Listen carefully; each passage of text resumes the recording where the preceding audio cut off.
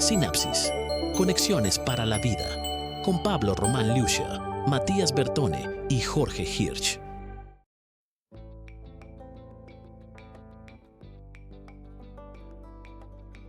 Les damos la más cordial bienvenida a Sinapsis, Conexiones para la Vida. A través de Latinísima, aquí hablamos todos desde Miami para todo Hispanoamérica, y en esta oportunidad tengo el placer de recibir a mi compañero y amigo Jorge Hirsch. Gracias, Jorge, por cubrirme la semana pasada junto con Matías. ¿Cómo estás? Hola, ¿cómo estás, Pablo? No, un placer y un gusto de estar con vos, haberte dado una mano ese día, y aparte la pasamos muy bien, que eso es lo peligroso que decíamos con Matías. Lindo programa, lindo programa. No lograron el objetivo de hacer la cantidad de likes que habían querido ustedes, pero estuvieron cerca, estuvieron cerca. Casi que superamos el récord de visualizaciones. Bueno, hoy tenemos un tema. Hoy el disparador lo traigo yo. Ahí hay una noticia, voy a compartirla, ¿sí? Voy a incorporar esta noticia dentro de lo que es el sistema.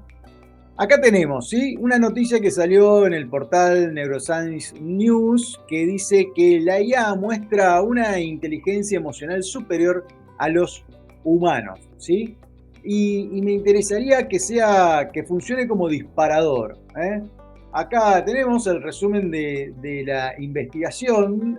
Tiene que ver con un nuevo estudio que evaluó si la inteligencia artificial puede demostrar inteligencia emocional mediante la aplicación de pruebas estandarizadas de inteligencia emocional a 6 sistemas de IA generativos, incluidos ChatGPT.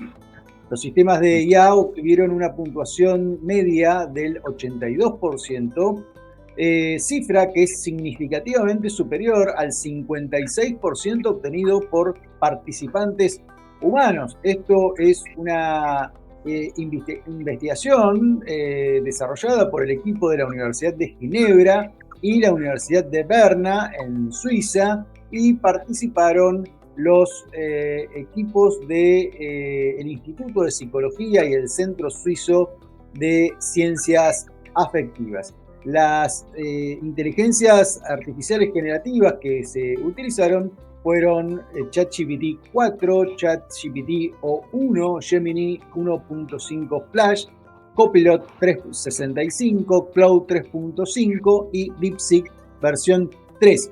Aclaremos que estas versiones de inteligencia artificial que fueron utilizadas en esta investigación son inferiores, son versiones anteriores a las que actualmente están corriendo en estos LMS.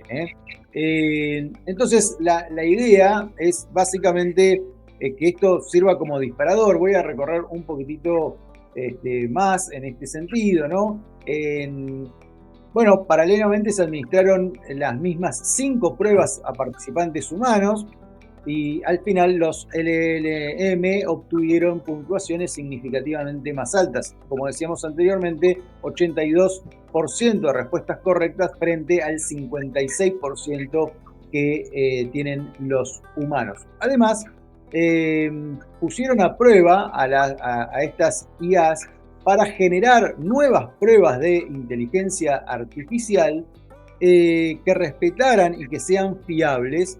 Y lo que lograron fueron pruebas, primero, muchísimas más rápidas en su generación. O sea, se generaron en pocos minutos este tipo de pruebas, que fueron administradas posteriormente a 400 participantes, y demostraron ser más fiables, o tan fiables, claras y realistas como las pruebas originales, que tardaron años en desarrollarse, explica Katia Schlecher, que es parte del equipo, ¿no?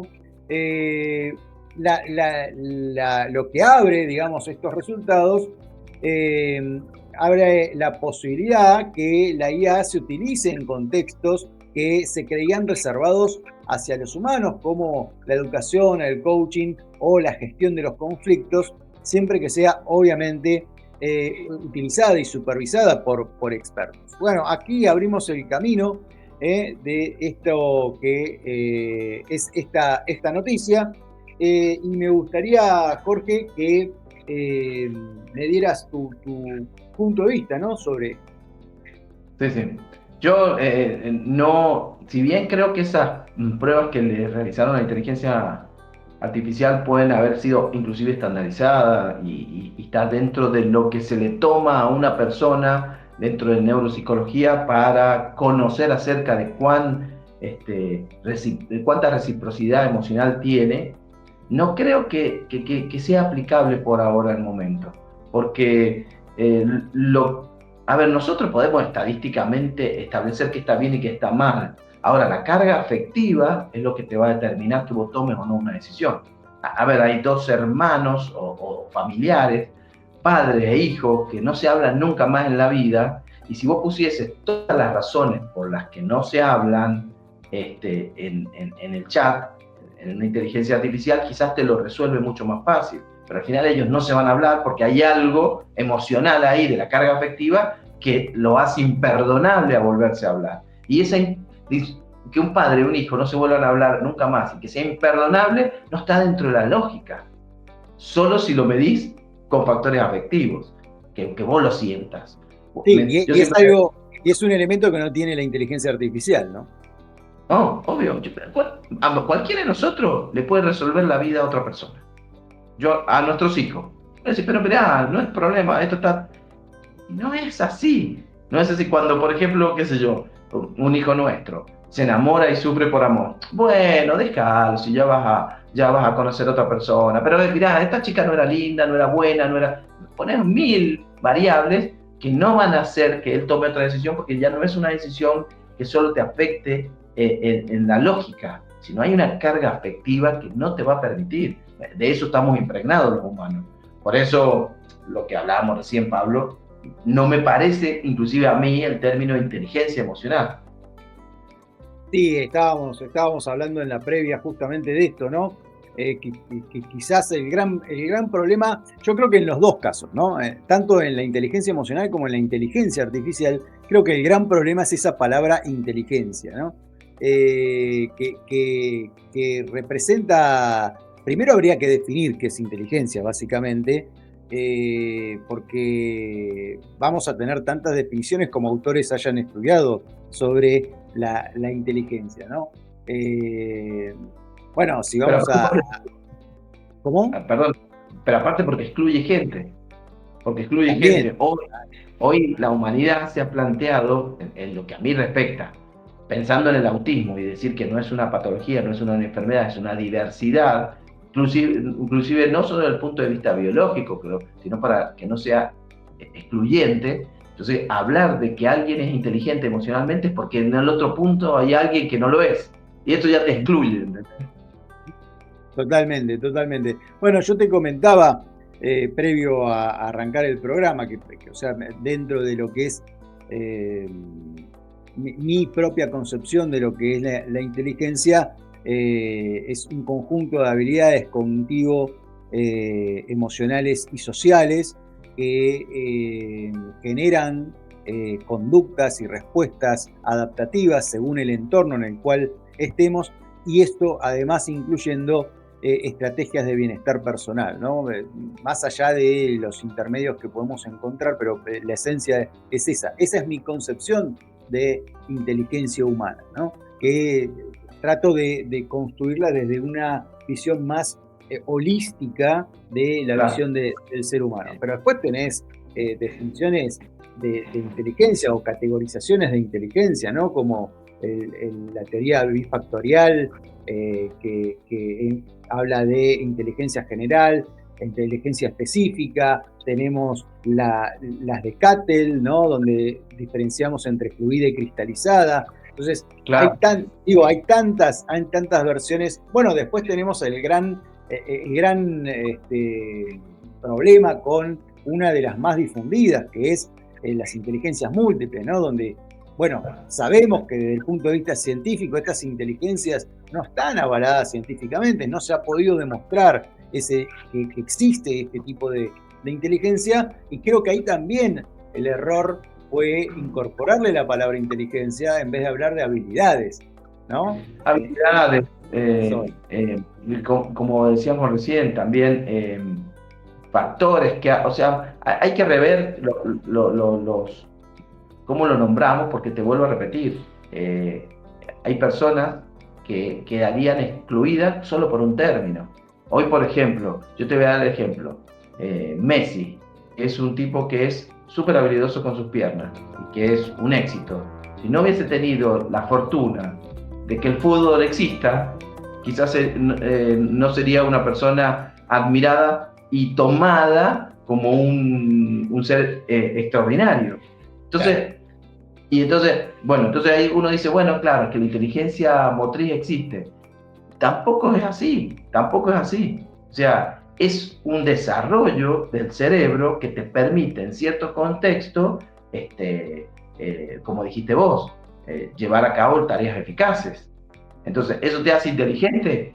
No, te hace realmente que parte de tu cuerpo se pueda expresar, o de tu mente se pueda expresar mejor que otros, en compensación de otras cosas, ¿no? Porque bien sabemos nosotros que lo que por un lado tenés, por el otro lado te lo quita. O sea, no es así. Entonces, me pareció muy interesante lo que trajiste y muy actual, muy actual, porque esto que vos trajiste hoy va a ser el centro del debate de los próximos 10 años. Sí, totalmente, estoy totalmente de acuerdo. Mirá, y hay otro elemento, ¿no? Que quizás todavía no se ha comprendido, que es cómo opera la inteligencia artificial en este sentido. El gran salto al cual estamos llegando hoy es a partir de las redes neuronales profundas, que lo que hicieron fueron tratar de imitar las redes neuronales del cerebro humano, ¿no? Estas redes neuronales funcionan a través de diferentes capas, tienen capas de entrada, capas intermedias donde se procesa la información y capas de salida. Y esas capas tienen diferentes pesos, ¿sí? Entonces, imaginemos que es una especie de... imaginemos la cordillera, ¿no? Una cordillera, nosotros podríamos tomar como ejemplo la cordillera de los Andes. Entonces, lo que hace la inteligencia artificial en realidad es analizar patrones y características para establecer estadísticamente probabilidades. Eso es a lo que nosotros llamamos razonamiento de esas inteligencias artificiales, ¿sí? Ahora, imaginémoslo como una montaña, como una cordillera, donde el inicio de esa inteligencia artificial está en la cima, ¿sí? Y para poder ser más eficiente, lo que hace es ir haciendo pruebas y error para ir bajando de manera segura desde la cima hasta el valle más plano que hay, ¿sí? Que es la parte segura. Entonces va desarrollando ensayo y error y hace esos aprendizajes a partir de eso, pero siempre partiendo de esas características y patrones y las estadísticas probabilísticas que realiza. Entonces, no estamos hablando de inteligencia, sino que estamos hablando de estadísticas de probabilidad. Bueno, nosotros también lo hacemos con una gran diferencia, que nosotros tenemos componentes biológicos y afectivos y contextuales que intervienen en ese proceso, ¿no? Entonces, ahí de vuelta el error de la palabra inteligencia, ¿no? Claro, y aparte que, como dijiste vos bien recién, esas secuencias que tiene que hacer para descender de esa montaña y va a ir entrenando, cada vez tiene que volver de cero y volver a intentarlo, con lo cual, muy probablemente dentro de poco toda la información sature tanto que necesita crecer desde el punto de vista físico también, o sea, en el espacio por la cantidad de representación que tiene la información, mientras que nosotros desechamos la información, la tiramos, la olvidamos, no nos sirve más, listo, la dejamos. No, la tuya, tu experiencia me puede servir un rato a mí, después ya la tiro, la desecho. ¿Por qué? Porque biológicamente a mí no me ocupa espacio, y yo el espacio lo necesito para otra cosa, que es básicamente que sobrevivir. Mi cerebro es altamente, el tuyo, el de los humanos, es altamente predictivo. Y esa predictibilidad está basada en estadística también. Y no solo la mía, sino la que me han dicho. Pero en algún punto la dejo de lado y me llego a la pared de frente porque la tuve que dejar de lado para hacer algo predictivamente arriesgado. Y eso es lo que... Ahora, la pregunta de eso es si eso no es la gran ventaja de la inteligencia artificial. O sea, si hay en algo en que nos compite, es en el gran volumen de información que tiene capacidad para procesar frente al volumen de información que nosotros tenemos para procesar. ¿Sí? Está bien, pero te pregunto, Pablo, si para este planeta eso hubiera sido importante, ¿no habría seres que almacenen mucha información? No necesariamente, no necesariamente por nuestra configuración biológica, ¿no? O sea, los sistemas tienen configuraciones determinadas que le permiten hacer ciertas cosas. O sea, a nosotros también nos hubiera servido volar, pero no volamos y para eso inventamos máquinas que vuelan.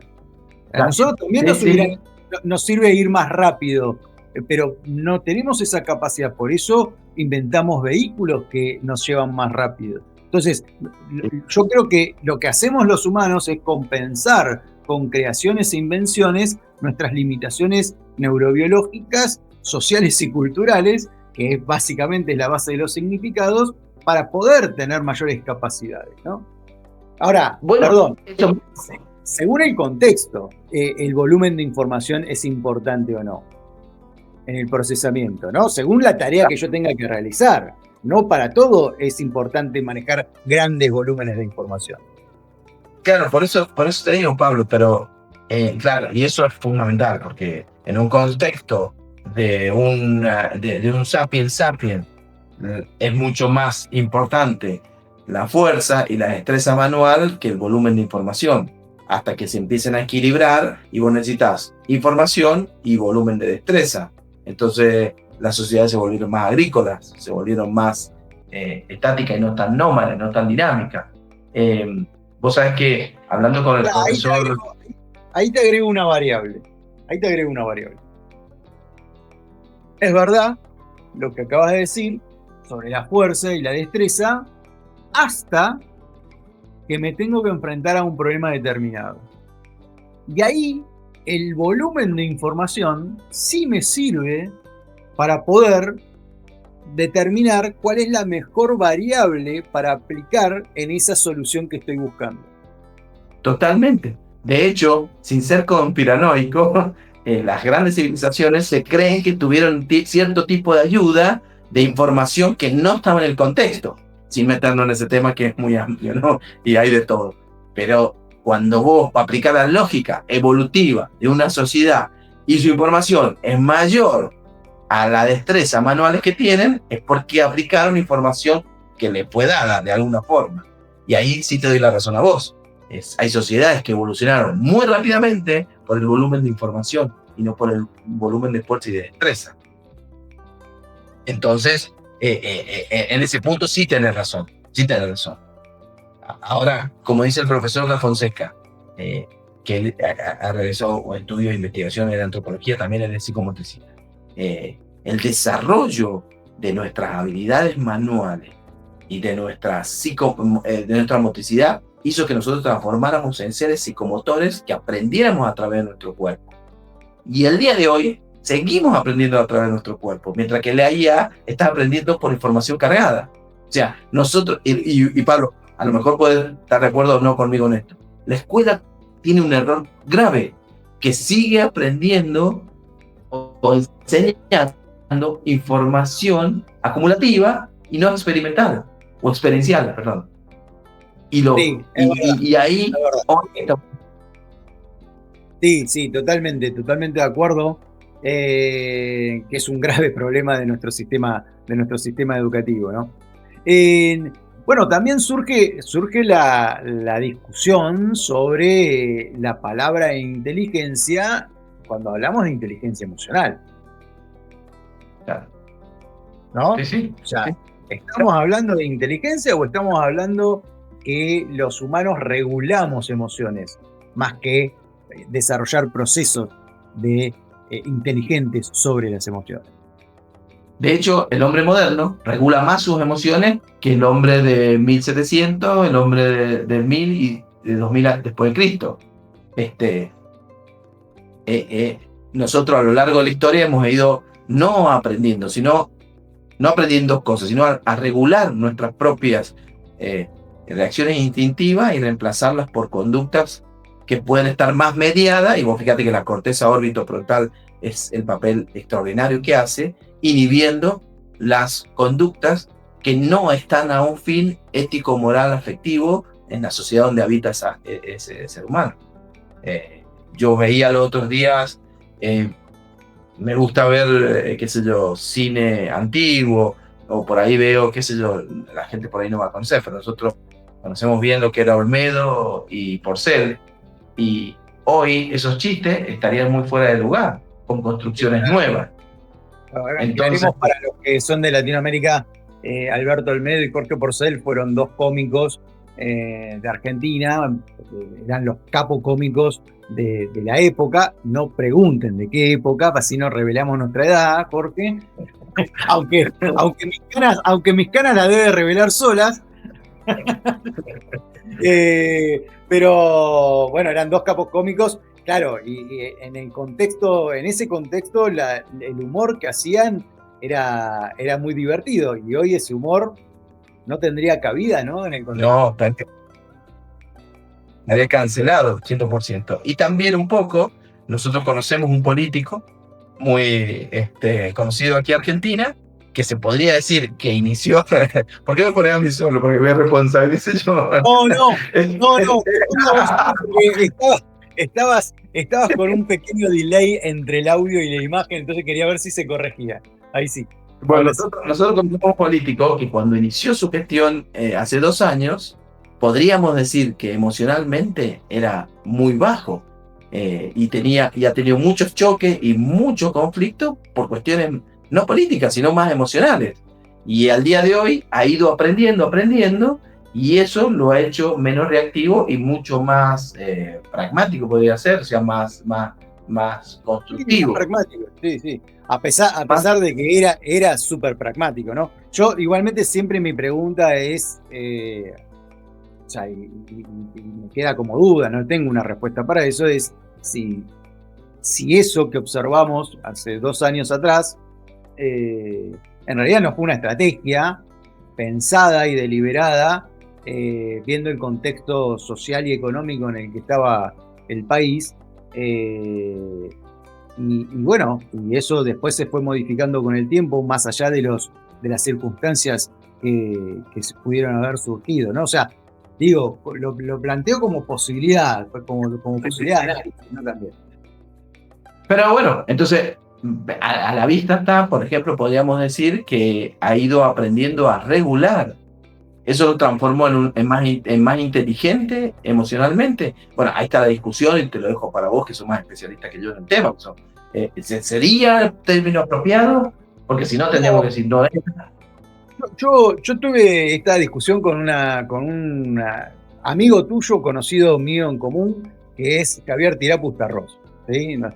El gran, quiero decirlo públicamente, siempre lo digo en las clases, Javier es quizás el neurocientífico de habla hispana con mayor acervo investigativo en el área de funciones ejecutivas, ¿no? O sea, es impresionante la cantidad de investigaciones que podemos encontrar en este sentido, y la calidad de esas investigaciones, ¿no? El marco teórico que desarrolla Javier en este sentido es muy, muy importante, y de hecho yo lo tengo como base para muchas de las clases en relación a funciones ejecutivas, memoria de trabajo y demás. Él sabe que yo tengo mi corazoncito con la memoria de trabajo y que uso su modelo. Discutimos hace algunos años atrás sobre esto, ¿no? Lo que me inspiró a desarrollar un pequeño artículo divulgativo sobre esa discusión que habíamos tenido. Y hoy, con el pasar del tiempo y los años y la literatura, creo que está muy bien el planteo que hacía Javier en ese momento, que era hablar de regulación emocional y no hablar de inteligencia emocional, ¿no? Me parece que en ese sentido está muy bien acertado. Pero vamos a hacer una cosa. Continuamos con esto, pero después de la pausa, ¿sí? Dale, ¿bien? Perfecto. Bien, recordamos a todos que este programa está auspiciado por el Buró Internacional de Neurociencia Cognitiva Aplicada, VINCA Global, una institución internacional que trabaja en la formación, investigación y divulgación de las neurociencias cognitivas en diferentes áreas como la educativa, el liderazgo, el capital humano, el área forense, el neurodesarrollo y el área clínica, en todo el mundo. Principalmente el trabajo está centralizado en Latinoamérica y el Caribe, y pueden encontrar más información en vincaglobal.org. Volvemos de la pausa y seguimos con este tema tan apasionante. Este programa es auspiciado por Vinca Global, Buró Internacional de Neurociencia Cognitiva Aplicada, formación e investigación, rigor científico con impacto real. No te muevas, ya volvemos con más Sinapsis, conexiones para la vida.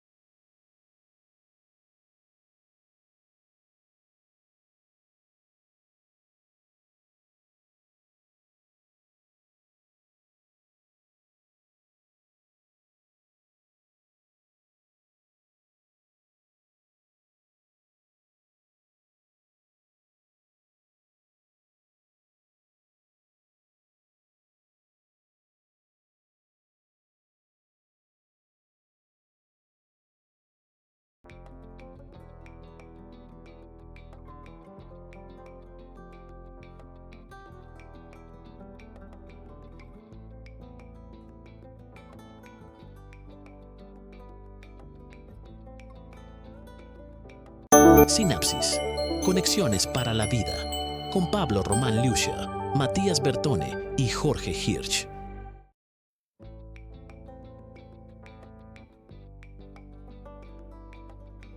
Les damos la más cordial bienvenida a Sinapsis, conexiones para la vida.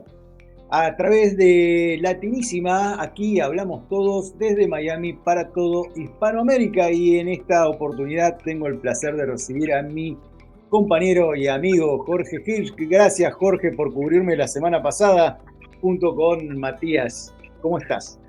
Hola, ¿cómo estás, Pablo? No, un placer y un gusto de estar con vos, haberte dado una mano ese día, y aparte la pasamos muy bien, que eso es lo peligroso que decíamos con Matías. Lindo programa.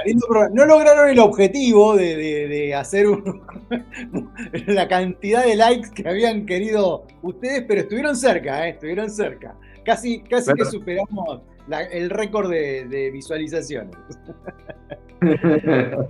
Bueno, hoy tenemos un tema. Hoy el disparador lo traigo yo.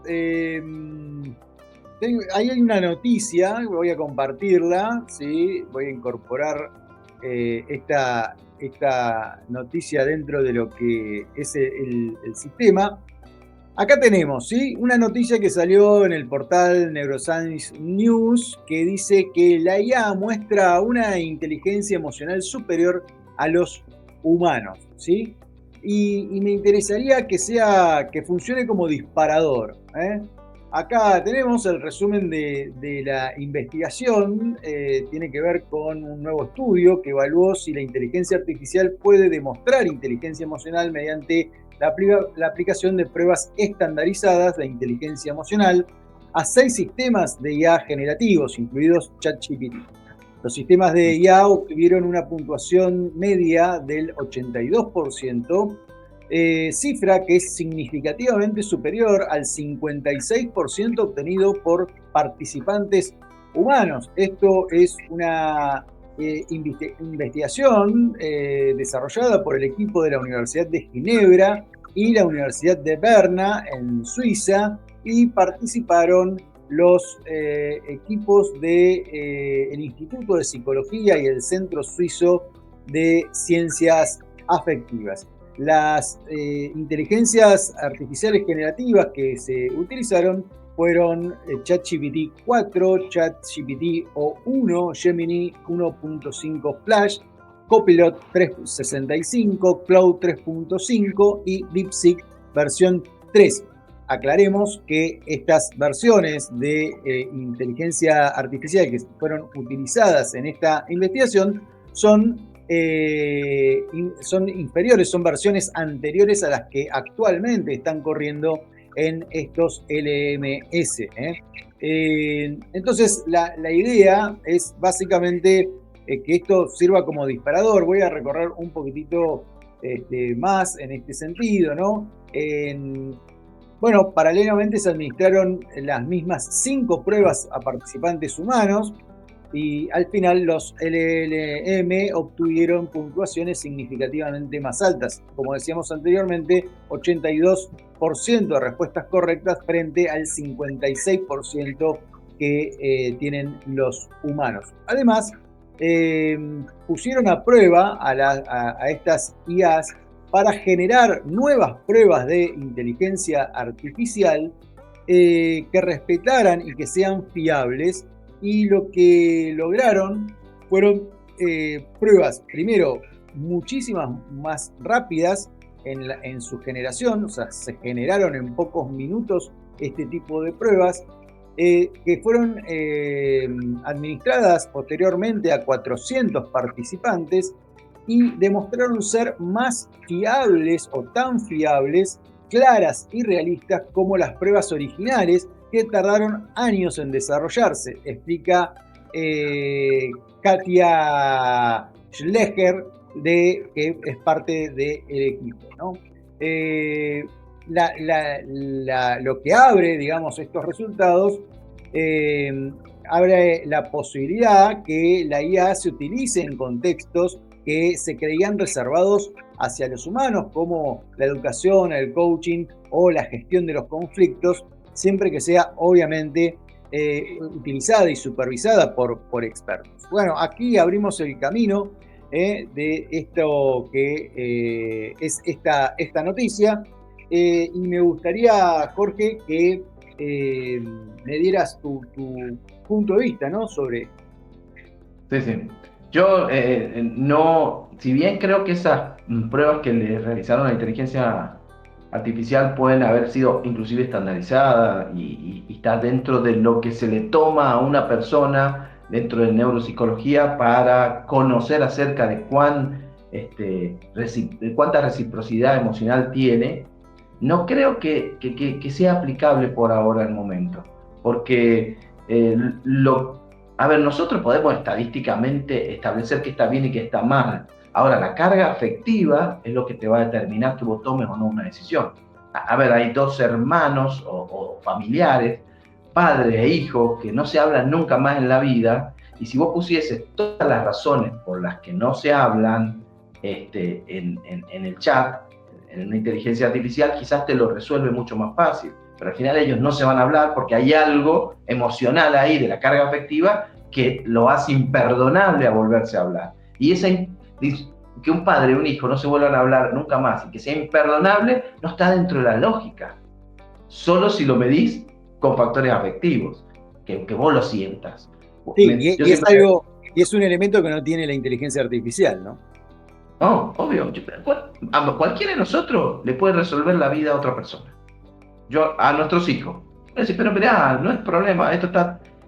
No es así. No es así cuando, por ejemplo, qué sé yo, un hijo nuestro se enamora y sufre por amor. Bueno, déjalo, si ya vas a conocer a otra persona. Pero mirá, esta chica no era linda, no era buena, no era... Poner 1000 variables que no van a hacer que él tome otra decisión, porque ya no es una decisión que solo te afecte en la lógica, sino hay una carga afectiva que no te va a permitir. De eso estamos impregnados los humanos. Por eso, lo que hablábamos recién, Pablo, no me parece, inclusive a mí, el término de inteligencia emocional. Sí, estábamos hablando en la previa justamente de esto, ¿no? Que quizás el gran problema, yo creo que en los dos casos, ¿no? Tanto en la inteligencia emocional como en la inteligencia artificial, creo que el gran problema es esa palabra inteligencia, ¿no? que representa, primero habría que definir qué es inteligencia, básicamente, porque vamos a tener tantas definiciones como autores hayan estudiado sobre la inteligencia, ¿no? Bueno, si Pero, vamos a... ¿Cómo? perdón, pero aparte porque excluye gente, También. Hoy la humanidad se ha planteado, en lo que a mí respecta, pensando en el autismo y decir que no es una patología, no es una enfermedad, es una diversidad, inclusive no solo desde el punto de vista biológico, sino para que no sea excluyente. Entonces, hablar de que alguien es inteligente emocionalmente es porque en el otro punto hay alguien que no lo es. Y esto ya te excluye, ¿entendés? Totalmente, totalmente. Bueno, yo te comentaba previo a arrancar el programa, o sea, dentro de lo que es mi propia concepción de lo que es la inteligencia, es un conjunto de habilidades cognitivo, emocionales y sociales que generan conductas y respuestas adaptativas según el entorno en el cual estemos, y esto además incluyendo estrategias de bienestar personal, ¿no? Más allá de los intermedios que podemos encontrar, pero la esencia es esa. Esa es mi concepción de inteligencia humana, ¿no? Que trato de construirla desde una visión más holística de la visión del ser humano. Pero después tenés definiciones de inteligencia o categorizaciones de inteligencia, ¿no? Como la teoría bifactorial, que habla de inteligencia general, inteligencia específica. Tenemos las de Cattell, ¿no? Donde diferenciamos entre fluida y cristalizada. Entonces, Claro. hay tantas versiones. Bueno, después tenemos el gran problema con una de las más difundidas, que es las inteligencias múltiples, ¿no? Donde, bueno, sabemos que desde el punto de vista científico estas inteligencias no están avaladas científicamente, no se ha podido demostrar que existe este tipo de inteligencia, y creo que ahí también el error fue incorporarle la palabra inteligencia en vez de hablar de habilidades, ¿no? Habilidades, como decíamos recién, también factores o sea, hay que rever cómo lo nombramos, porque te vuelvo a repetir, hay personas que quedarían excluidas solo por un término. Hoy, por ejemplo, yo te voy a dar el ejemplo, Messi es un tipo que es súper habilidoso con sus piernas y que es un éxito. Si no hubiese tenido la fortuna de que el fútbol exista, quizás no sería una persona admirada y tomada como un ser extraordinario. Entonces, entonces ahí uno dice, bueno, claro, que la inteligencia motriz existe. Tampoco es así. O sea, es un desarrollo del cerebro que te permite en cierto contexto, como dijiste vos, llevar a cabo tareas eficaces. Entonces, ¿eso te hace inteligente? No, te hace realmente que parte de tu cuerpo se pueda expresar, o de tu mente se pueda expresar mejor que otros, en compensación de otras cosas, ¿no? Porque bien sabemos nosotros que lo que por un lado tenés, por el otro lado te lo quita. O sea, no es así. Entonces, me pareció muy interesante lo que trajiste y muy actual, muy actual, porque esto que vos trajiste hoy va a ser el centro del debate de los próximos 10 años. Sí, totalmente, estoy totalmente de acuerdo. Mirá, y hay otro elemento, ¿no? Que quizás todavía no se ha comprendido, que es cómo opera la inteligencia artificial en este sentido. El gran salto al cual estamos llegando hoy es a partir de las redes neuronales profundas, que lo que hicieron fueron tratar de imitar las redes neuronales del cerebro humano, ¿no? Estas redes neuronales funcionan a través de diferentes capas, tienen capas de entrada, capas intermedias donde se procesa la información y capas de salida. Y esas capas tienen diferentes pesos, ¿sí? Entonces, imaginemos que es una especie de... imaginemos la cordillera, ¿no? Una cordillera, nosotros podríamos tomar como ejemplo la cordillera de los Andes. Entonces, lo que hace la inteligencia artificial en realidad es analizar patrones y características para establecer estadísticamente probabilidades.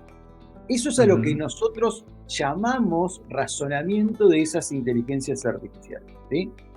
Ahora, imaginémoslo como una montaña o como una cordillera donde el inicio de esa inteligencia artificial está en la cima, ¿sí?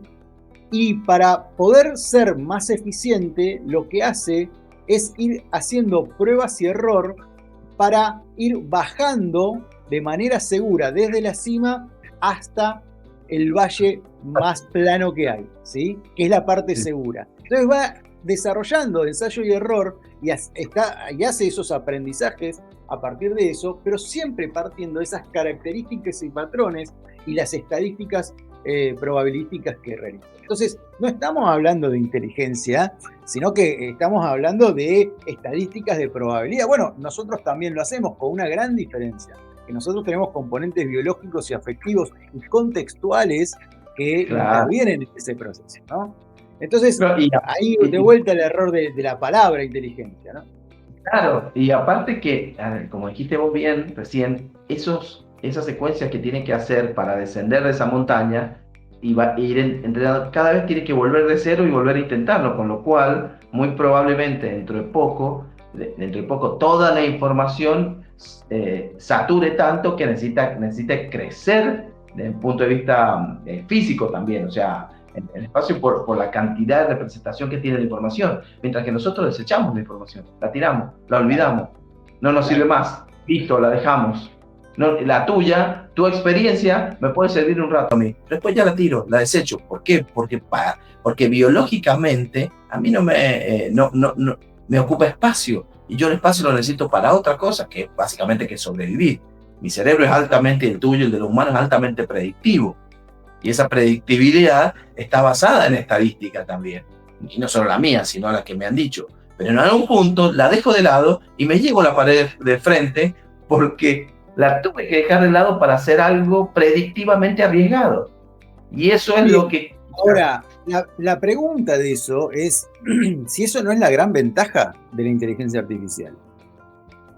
O sea, si hay en algo en que nos compite, es en el gran volumen de información que tiene capacidad para procesar frente al volumen de información que nosotros tenemos para procesar, ¿sí? Está bien, pero te pregunto, Pablo, si para este planeta eso hubiera sido importante, ¿no habría seres que almacenen mucha información?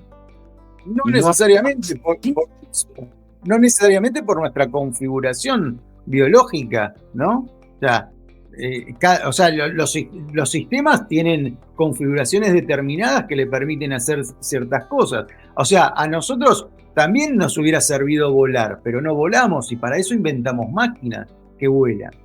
A nosotros también nos sirve ir más rápido, pero no tenemos esa capacidad, por eso inventamos vehículos que nos llevan más rápido. Entonces, yo creo que lo que hacemos los humanos es compensar con creaciones e invenciones nuestras limitaciones neurobiológicas, sociales y culturales, que básicamente es la base de los significados, para poder tener mayores capacidades, ¿no? Ahora, según el contexto, el volumen de información es importante o no en el procesamiento, ¿no? Según la tarea que yo tenga que realizar. No para todo es importante manejar grandes volúmenes de información. Claro, por eso te digo, Pablo, pero claro, y eso es fundamental, porque en un contexto de un sapiens, es mucho más importante la fuerza y la destreza manual que el volumen de información, hasta que se empiecen a equilibrar y vos necesitas información y volumen de destreza. Entonces las sociedades se volvieron más agrícolas, se volvieron más estáticas y no tan nómadas, no tan dinámicas. Vos sabés que, hablando con el profesor... Ahí te agrego una variable. Es verdad lo que acabas de decir sobre la fuerza y la destreza, hasta que me tengo que enfrentar a un problema determinado. Y ahí el volumen de información sí me sirve para poder determinar cuál es la mejor variable para aplicar en esa solución que estoy buscando. Totalmente. De hecho, sin ser conspiranoico, las grandes civilizaciones se creen que tuvieron cierto tipo de ayuda, de información que no estaba en el contexto, sin meternos en ese tema que es muy amplio, ¿no? Y hay de todo.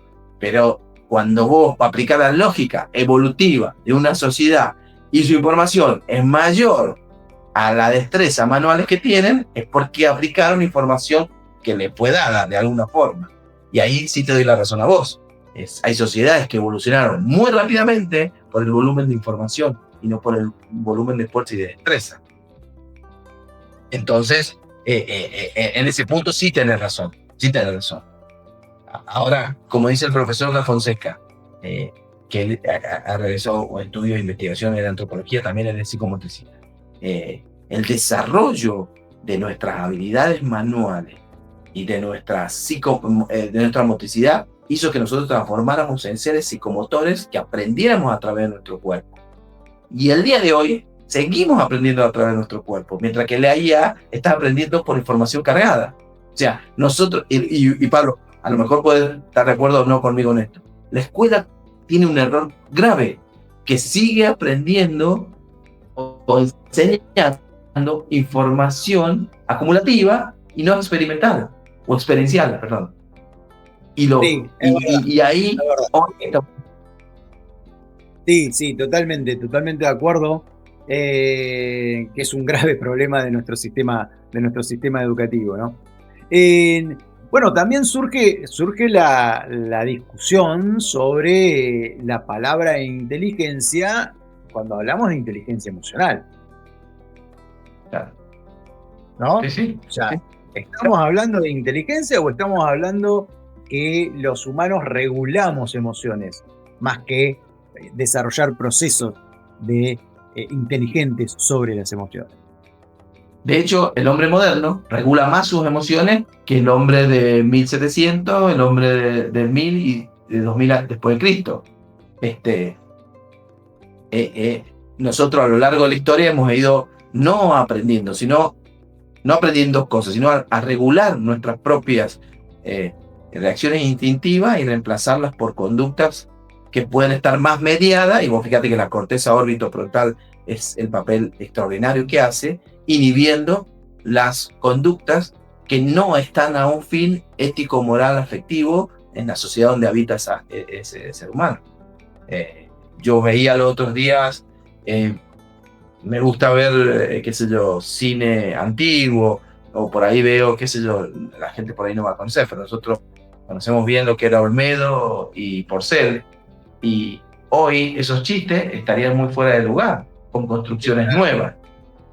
Entonces, para los que son de Latinoamérica, Alberto Olmedo y Jorge Porcel fueron dos cómicos de Argentina, eran los capocómicos de la época. No pregunten de qué época, así no revelamos nuestra edad, Jorge. aunque mis canas la debe revelar solas. Pero bueno, eran dos capos cómicos, claro, y en ese contexto el humor que hacían era muy divertido, y hoy ese humor no tendría cabida, ¿no? En el contexto. No, estaría cancelado 100%. Y también un poco, nosotros conocemos un político muy conocido aquí en Argentina, que se podría decir que inició... ¿Por qué me pones a mí solo? Porque me responsabilicé yo. No. Estabas con un pequeño delay entre el audio y la imagen, entonces quería ver si se corregía. Ahí sí. Bueno, nosotros conocemos un político que cuando inició su gestión hace 2 años, podríamos decir que emocionalmente era muy bajo, y ha tenido muchos choques y mucho conflicto por cuestiones no políticas, sino más emocionales. Y al día de hoy ha ido aprendiendo, y eso lo ha hecho menos reactivo y mucho más pragmático, podría ser, o sea, más constructivo. Más pragmático, sí. A pesar de que era súper pragmático, ¿no? Yo igualmente siempre mi pregunta es, o sea, y me queda como duda, no tengo una respuesta para eso, es si eso que observamos hace 2 años atrás en realidad no fue una estrategia pensada y deliberada, viendo el contexto social y económico en el que estaba el país. Y bueno, y eso después se fue modificando con el tiempo, más allá de las circunstancias que se pudieron haber surgido, ¿no? O sea, digo, lo planteo como posibilidad, como posibilidad de análisis, ¿no? También. Pero bueno, entonces, a la vista está, por ejemplo, podríamos decir que ha ido aprendiendo a regular. ¿Eso lo transformó en más inteligente emocionalmente? Bueno, ahí está la discusión y te lo dejo para vos, que sos más especialista que yo en el tema. ¿Sería el término apropiado? Porque si no, tendríamos que decir no es. Yo tuve esta discusión con un amigo tuyo, conocido mío en común, que es Javier Tirapus Tarros. ¿Sí? El gran, quiero decirlo públicamente, siempre lo digo en las clases, Javier es quizás el neurocientífico de habla hispana con mayor acervo investigativo en el área de funciones ejecutivas, ¿no? O sea, es impresionante la cantidad de investigaciones que podemos encontrar en este sentido y la calidad de esas investigaciones, ¿no? El marco teórico que desarrolla Javier en este sentido es muy, muy importante, y de hecho yo lo tengo como base para muchas de las clases en relación a funciones ejecutivas, memoria de trabajo y demás. Él sabe que yo tengo mi corazoncito con la memoria de trabajo y que uso su modelo. Discutimos hace algunos años atrás sobre esto, ¿no? Lo que me inspiró a desarrollar un pequeño artículo divulgativo sobre esa discusión que habíamos tenido. Y hoy, con el pasar del tiempo y los años y la literatura, creo que está muy bien el planteo que hacía Javier en ese momento, que era hablar de regulación emocional y no hablar de inteligencia emocional, ¿no? Me parece que en ese sentido está muy bien acertado. Pero vamos a hacer una cosa. Continuamos con esto, pero después de la pausa, ¿sí? Dale, ¿Bien? perfecto. Bien, recordamos a todos que este programa está auspiciado por el Buró Internacional de Neurociencia Cognitiva Aplicada, VINCA Global, una institución internacional que trabaja en la formación, investigación y divulgación de las neurociencias cognitivas en diferentes áreas como la educativa, el liderazgo, el capital humano, el área forense, el neurodesarrollo y el área clínica, en todo el mundo. Principalmente el trabajo está centralizado en Latinoamérica y el Caribe, y pueden encontrar más información en vincaglobal.org. Volvemos de la pausa y seguimos con este tema tan apasionante. Este programa es auspiciado por Vinca Global, Buró Internacional de Neurociencia Cognitiva Aplicada, formación e investigación, rigor científico con impacto real. No te muevas, ya volvemos con más Sinapsis, conexiones para la vida.